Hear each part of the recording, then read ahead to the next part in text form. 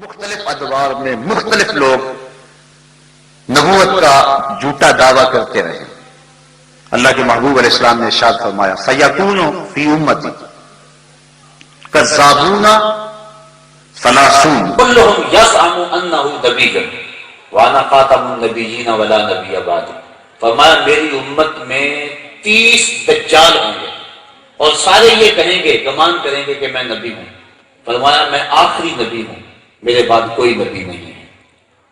ان 30 دجالوں میں ایک دجال مرزا قادیانی ہے جس نے جھوٹی نبوت کا ڈھونگ رچایا اور امت کو سخت مضطرب کیا.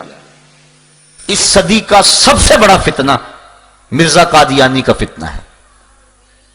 اس کے باپ دادا انگریزوں کے وفادار تھے اور امت کو ٹکڑے ٹکڑے کرنے کے لیے، جسد امت پہ چرکے لگانے کے لیے اور زخم کرنے کے لیے جھوٹی نبوت کا ڈھونگ رچایا گیا. ہم تاریخ پڑھتے ہیں تو 3 لوگوں سے انٹرویو لیا گیا لیکن یہ کامیاب ٹھہرا. پھر پہلے جو کہتا تھا اے مسلمانوں کی ذریت کہلانے والوں دشمن قرآن نہ بنو اور خاتم النبیین کے بعد سلسلہ نبوت جاری نہ کرو، وہ خود قادیان کا رسول بن بیٹھا اور اس نے قادیان کو مکہ اور مدینہ کی طرح کی بستی قرار دے دیا اور اپنی بیویوں کو معاذ اللہ ام المومنین قرار دے دیا اور اپنی ناپاک اولاد کو سادات قرار دیا اور اپنی بیٹیوں کو سیدہ فاطمہ الزہرا کے مثل قرار دیا اور معاذ اللہ اپنے پلیت ماننے والوں کو اس نے جو ہے وہ اصحاب قرار دیا اور اپنے ناپاک خلفاء کو خلفائے راشدین قرار دیا. اس طرح اس نے امت کے اندر فتنے بپا کیے اور ناپاک بستیوں کو مکہ اور مدینے کے برابر قرار دیا. اللہ تعالیٰ نے اس کے شر سے امت کو محفوظ فرمانا تھا. 1840 کے اندر یہ پیدا ہوا اور 1880 سے لے کر 1891 تک حیات مسیح کا منکر رہا. اس کے بعد پھر اس نے ملہم من اللہ ہونے کا اعلان کر دیا، مسیح موعود ہونے کا اعلان کر دیا، مہدی موعود ہونے کا اعلان کر دیا. 1890 میں پیر مہر علی شاہ رحمۃ اللہ تعالی علیہ حج پہ گئے. حضرت حاجی امداد اللہ مہاجر مکی علیہ رحمہ سے وہاں ملاقات ہوئی. پیر صاحب کو دیکھ کر فرمانے لگے پیر صاحب آپ حج پہ آئے ہوئے ہیں، واپس جائیں، ہندوستان میں ایک فتنہ اٹھنے والا ہے جس کی سر کو بھی آپ کریں گے. اور حضرت پیر صاحب فرماتے ہیں میں سویا خواب میں حضور کی زیارت نصیب ہوئی اور آقا کریم علیہ السلام نے فرمایا کہ تعویلات فاسدہ کے مقراض سے قادیان کا دجال میری حدیثوں کے ٹکڑے کر رہا ہے اور تم یہاں بیٹھے ہوئے. حضرت پیر صاحب فرماتے ہیں کہ میں آیا اور آ کر کے جو ہے اس کی خبر لی. اعلی حضرت امام اہل محبت نے سب سے پہلے مرزا قادیانی کے حفوات پر کفر کا فتویٰ دیا اور 5 رسائل لکھے اور پیر صاحب نے شمس الہدایہ کے نام سے ایک کتاب لکھی. پھر مرزا قادیانی نے اس کے جواب کے اندر شمس بازرہ کے نام سے اپنے ایک مرید اور خلیفے سے کتاب لکھوائی. پیر صاحب نے اس کے مقابلے میں پھر سیف چشتیائی لکھی. آج تک اس کے کئی ایڈیشن چھپ چکے ہیں. مرزائیوں کو آج تک اس کتاب کے جواب دینے کی ہمت پیدا نہیں ہوئی. یہ حضرت پیر مہر علی شاہ صاحب کی زندہ کرامت ہے کہ آج تک سیف چشتیائی کا جو ہے وہ جواب نہیں ہو سکا ہے. مرزا قادیانی نے جب 1901 میں نبوت کا اعلان کیا، پہلے وہ مسیح مسیح بنا، مہدی موعود بنا، ملہم من اللہ بنا، کئی اس نے رنگ بدلے، ذلی، بروزی، غیر تشریح نبی، امتی نبی، کئی روپ دھارے. پھر اس کے بعد باقاعدہ طور پہ اس نے 1901 کے اندر باقاعدہ نبوت کا اعلان کر دیا اور کہہ دیا کہ میں خاتم النبیین ہوں، بلکہ اپنے آپ کو رحمت للعالمین کہہ دیا، بلکہ یہ کہا کہ انا آتینا کل کوثر یہ میرے اوپر اتری ہے اور معراج پہ میں گیا ہوں اور یہ آیت میرے حق میں نازل ہوئی ہے. طرح طرح کی حفوات اس نے بکنا شروع کر دی. وہی شخص جو پہلے کہتا تھا کہ اے مسلمانوں دشمن قرآن نہ بنو اور قرآن کا مقابلہ نہ کرو، نبوت کا دروازہ نہ کھولو، اب خود ہی کھول کے بیٹھ گیا اور خود کہا کہ جس کے کلام میں تناقض ہوگا وہ جھوٹا ہوگا اور اپنے جھوٹ کو خود ہی اپنے عمل سے ثابت کر رہا ہے. تو علماء نے جو ہے وہ اس کا مقابلہ کیا یہ روز کوئی نہ کوئی بات بکنے لگا اور 72 کتابیں اس نے اس عرصے میں لکھی اور کہنے لگا میرے اوپر وہی آسمان کی بارش کی طرح برستی ہے، کبھی اردو میں کبھی انگلش میں. وہ ٹیچی ٹیچی ایک فرشتہ اس نے مقرر کیا ہوا تھا، پتہ نہیں وہ کون تھا، وہ آ کے اس کو وہی دے جایا کرتا تھا اور الٹی سیدھی ٹیڑھی میڑھی باتیں جو ہیں وہ وہی کے نام سے افواہ بکا کرتا تھا. بلکہ جو شخص اس کی نبوت کا اقرار نہیں کرتے اس کے بارے میں اس نے سخت رویہ اختیار کیا. وہ کہتا ہے کہ کنجریوں کے بچوں کے بغیر جن کے دلوں پر اللہ نے مہر لگا دی باقی سب میری نبوت پہ ایمان لا چکے ہیں. آئینہ کمالات میں اس نے لکھا. پھر اس کے بعد نجم الہدا کے صفحہ نمبر 10 پہ لکھا دشمن ہمارے بیابانوں کے خنزیر ہو گئے اور عورتیں ان کی کتیوں سے بڑھ گئیں. پھر اس بدبخت نے ازالہ اوہام کے اندر لکھا ان لوگوں نے چوروں قزاقوں اور حرامیوں کی طرح اپنے مسلم گورنمنٹ پر حملہ کر دیا تھا. یہ وہ بدبخت شخص ہے کہ جس نے امت کو گالیاں بکی اور جو اس کی جھوٹی نبوت کو نہیں مانتا تھا وہ شخص اس کے لیے گردن زدنی ٹھہرا اور اس کو اس نے خنزیر، ولد الحرام، زنا کی اولاد اور عورتوں کو کتیوں سے بدتر قرار دیا، جبکہ یہ سب کچھ خود تھا اور اس کی اولاد اور ذریت خود تھی. مسلمان کبھی بھی ایسے پلیت شخص کو نہیں مان سکتے. حضرت امام اعظم امام ابو حنیفہ نے فتویٰ دیا کہ جو شخص یہ دعویٰ کرے کہ میں نبی ہوں، فرمایا وہ شخص کافر ہے، جو اسے مانے وہ بھی کافر ہے. من شکا فی کفر ہی و عذاب ہی فقد کافرا، جو اس کے کفر میں شک کرے وہ بھی کافر ہے. اور جو شخص ایسے مفتری کذاب اور دجال سے معجزہ طلب کرے وہ بھی کافر ہے. اس سے معجزہ بھی طلب نہیں کرنا چاہیے، وہ جھوٹا ہے، بالکل جھوٹا. حضور کے بعد کوئی نبی نہیں آ سکتا ہے. تو اس نے یہاں تک بکا کہ جو مجھے نہیں مانتا وہ کتا ہے اور خنزیر ہے اور ولد الحرام ہے. اور ایک موقع پہ کہتا ہے میری زبان زیب نہیں دیتی کہ کسی کو گالیاں دوں، اور خود ہی یہ گالیاں بکتا چلا جا رہا ہے. اس نے ازواج رسول کی توہین کی، حضور کی شہزادیوں کی توہین کی، اللہ کے رسول اور نبیوں کی توہین کی، سارے ولیوں کی توہین کی، جمی مسلمانوں کی توہین کی اور عذاب میں مبتلا ہوا. سینکڑوں بیماریوں کے اندر مبتلا تھا، ایک پل سے چین نہیں ملتا تھا. حضرت پیر میر علی شاہ صاحب کو چیلنج دیا. اس کا خیال تھا گوشہ نشین بزرگ ہیں، کب میرے چیلنج پہ لبیک کہیں گے، میری حفوات کو اور میری بکواس کو کب اہمیت دیں گے. لیکن حضور کی ختم نبوت کا مسئلہ تھا، وہ حجرے سے باہر نکل آئے. جب لاہور میں پہنچے تو مرزا کو آنے کی ہمت اور طاقت نہ ہوئی اور ذلیل و رسوا ہوا. اور پیر میر علی شاہ صاحب ابھی لاہور میں ہی تھے، بلکہ آپ اپنی رہائش جب وہاں مقرر تھی عارضی طور پہ، وہاں سے نکل کے شاہی مسجد میں جا رہے تھے جو جگہ مقرر تھی مناظرے کے لیے وقت معین پر. تو راستے کے اندر پیلے رنگ کے اشتہار لگے ہوئے تھے کہ پیر میر علی شاہ میدان چھوڑ کے بھاگ گئے، حالانکہ وہ خود نہیں آیا اور پیر میر علی شاہ ان کے ساتھ جلوس جا رہا ہے اور راستے کے اندر اشتہار لگے ہیں کہ وہ بھاگ گئے. اور لوگ حیرت زدہ ہو رہے تھے کہ یہ کتنا جھوٹ کا پلندہ ہے اور کتنی بکواسات ہے کہ ہم تو جا رہے ہیں اور ہمارے سے پہلے اشتہار لگے ہوئے ہیں کہ پیر میر علی شاہ صاحب بھاگ گئے. اللہ تعالیٰ نے اسلام کو فتح اور کامیابی عطا فرمائی اور پیر میر علی شاہ صاحب سرخرو ہوئے اور یہ نہ آ سکا. پھر اس نے تعویل یہ کی چونکہ وہاں لوگ بپھرے ہوئے تھے، اگر میں جاتا تو بڑا نقصان ہوتا. یہ کیسا نبی ہے جو لوگوں سے ڈر رہا ہے؟ اللہ کے نبی تو ہزاروں کے لشکر میں کود جاتے ہیں، ان کے سینے کے اندر کوئی خوف پیدا نہیں ہوتا ہے. وہ تو جلتی ہوئی آگ میں چھلانگ لگا دیں تو آگ ان کا بال بھی بیکا نہیں کرتی ہے. یہ کیسا جھوٹا نبی ہے کہ جو ڈرتا ہے کہیں مجھے کوئی قتل نہ کر دے. پھر اس نے مختلف قسم کی پیشگوئیاں کرنی شروع کر دی اور کہنے لگا کہ اگر ثابت ہو کہ میری 100 پیشگوئی سے ایک بھی جھوٹی نکلی تو میں اقرار کرتا ہوں کہ میں جھوٹا ہوں. یہ حاشیہ 40 میں اس نے لکھا. پھر جو بھی اس نے پیشگوئی کی وہ سچی ثابت نہ ہوئی.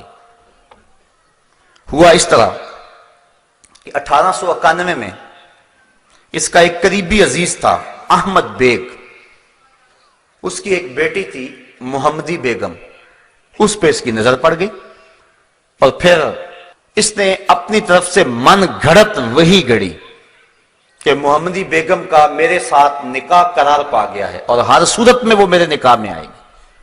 اور یہ اس نے احمد بیگ ہوشیار پوری کو خط لکھا. لیکن وہ ایسے بدبخت سے اپنی بیٹی کا نکاح کیسے کر سکتے تھے؟ جب بات نہ بنی تو اس نے پھر خط لکھا کہ اگر تم نے محمدی بیگم کی کسی جگہ شادی کی تو جس مرد کے ساتھ شادی کرو گے 2.5 سال کے اندر اندر وہ مر جائے گا، اور اس کا باپ بھی 3 سال کے اندر اندر مر جائے گا، اور یہ سخت اذیت کی زندگی یہ جو 2.5 سال ہوں گے گزارے گی، پھر اس کے بعد میرے نکاح میں آئے گی، تو جب آخر میں میرے نکاح میں آنا ہے تو ابھی میرے نکاح میں سے دے دو۔ انہوں نے اس کی کسی بات کی پرواہ نہ کی، اور سلطان بیگ نامی ایک شخص سے مئی 1891 میں محمدی بیگم کی شادی کر دی۔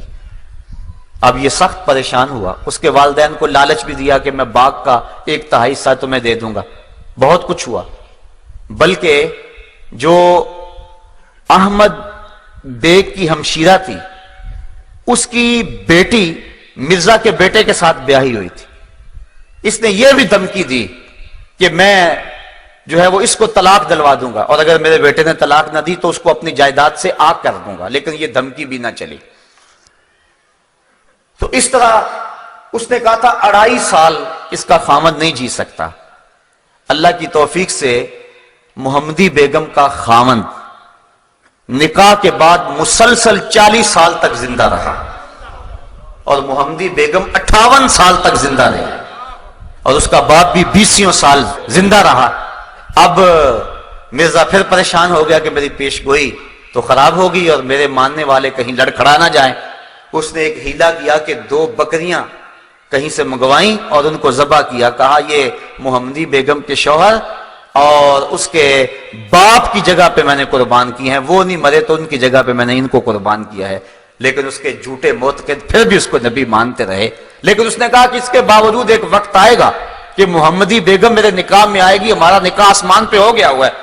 لیکن پھر وہ مر گیا، لیکن محمدی بیگم بعد میں بھی عرصہ دراز زندہ رہی اور اس ظالم کے نکاح میں نہ آئی، تو اس کی یہ جھوٹی پیش گوئی بھی جو ہے وہ لوگوں کے سامنے آ گئی۔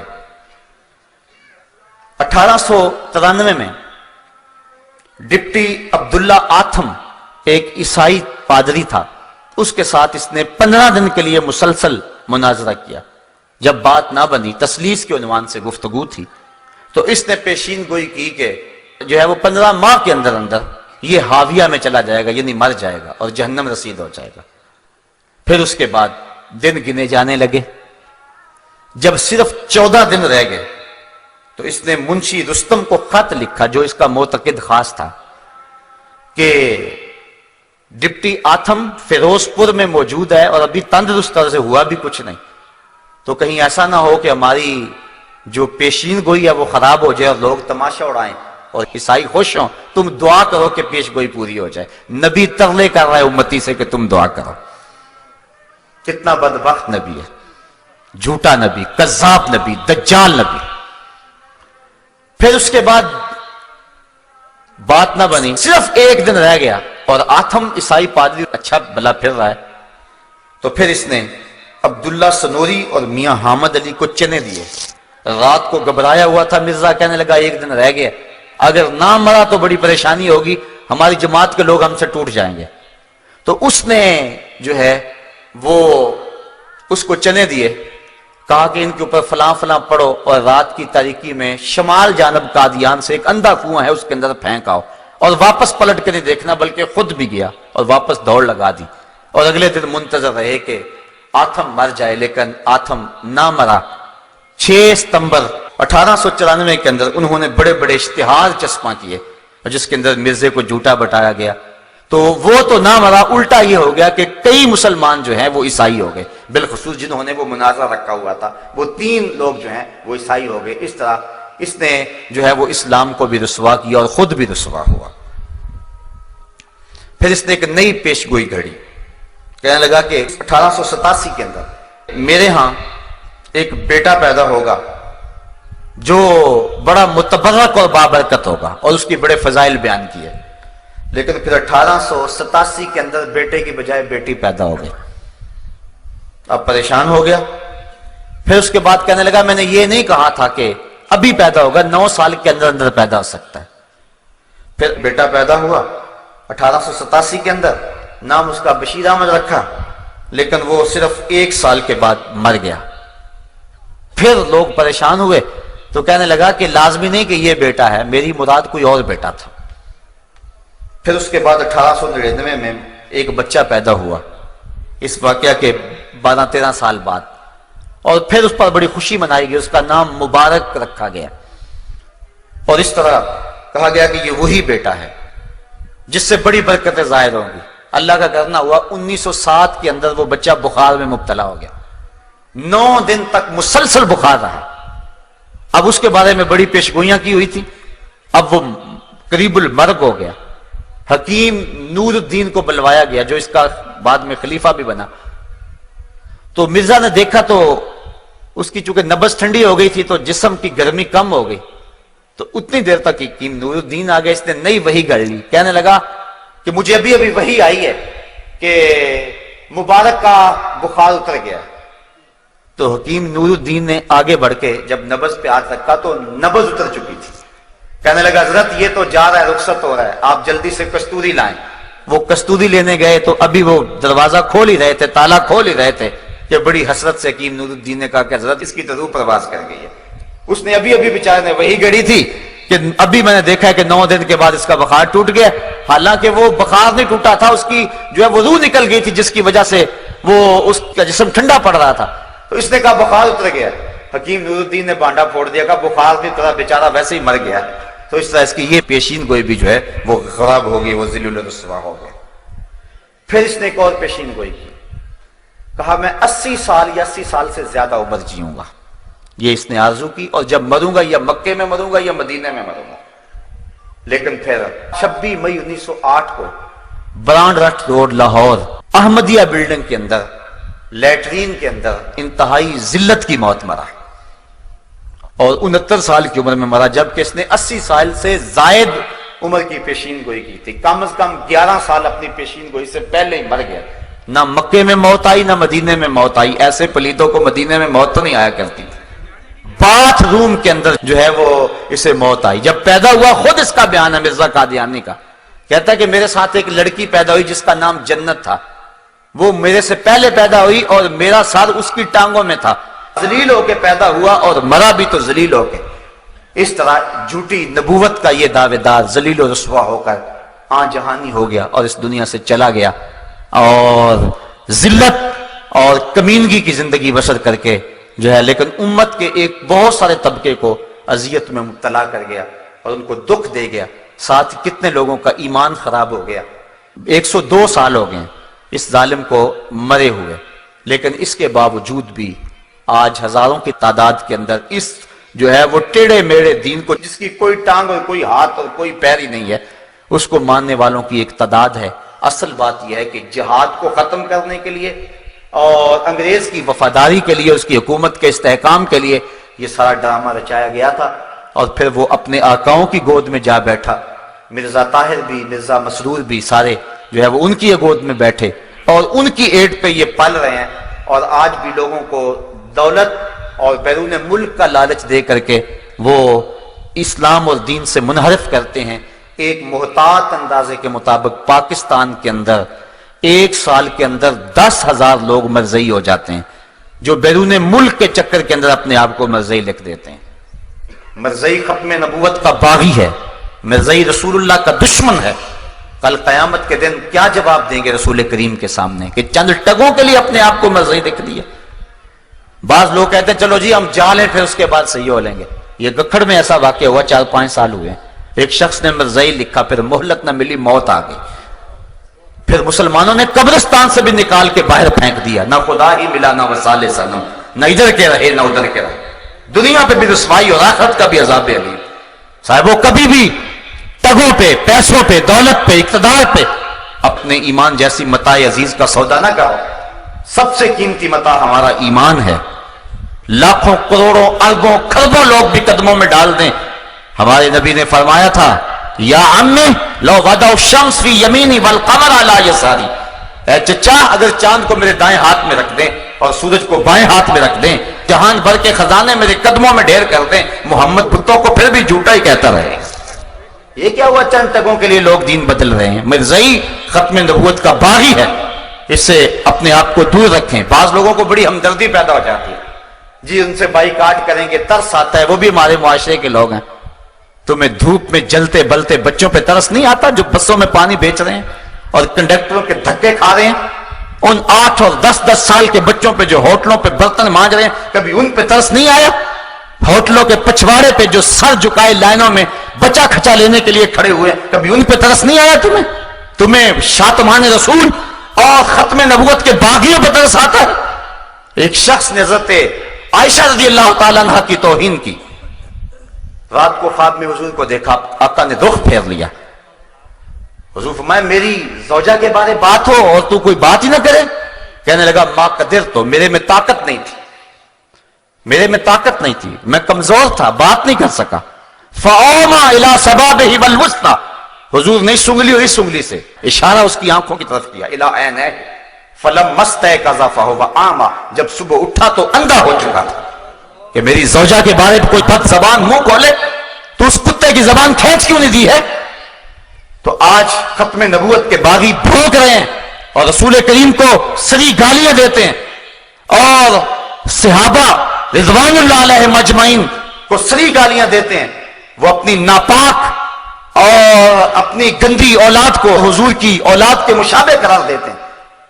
ان کی افواہات سے اپنے آپ کو بچائیں اور اپنے ایمان کی حفاظت کریں، اور اگر کسی محلے بستی میں اگر کوئی ایسا شخص ہے اس سے قطعاً بائیکاٹ کریں۔ کل قیامت کے دن تمہیں رسول اللہ اپنی رضا اور اپنی مرضی کا نور نصیب فرمائیں گے، اور اگر تم کسی مرزائی سے تعلق رکھو گے تو گنبد خضرا میں حضور کا دل دکھے گا کہ وہ تو ڈاکہ ڈالنے والے ہیں قصر نبوت پہ، تم ان کو اپنی باہوں میں لے رہے ہو۔ مسلمانوں کو غیرت کا درس دیا ہے اور غیرت کا سبق سکھایا ہے۔ صاحب آؤ کعبے کے بدر تجا پہ کروڑوں درود، تب کے شمس و ضحا پہ